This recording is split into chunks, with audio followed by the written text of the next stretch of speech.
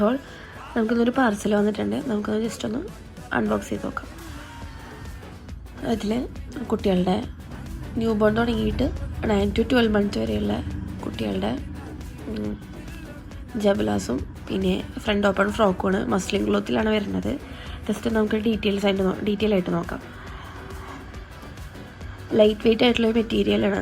ഈ ഒരു സമ്മറിൻ്റെ സമയത്തൊക്കെ നല്ല കംഫർട്ടായിരിക്കും കുട്ടികൾക്ക് ഇടാൻ.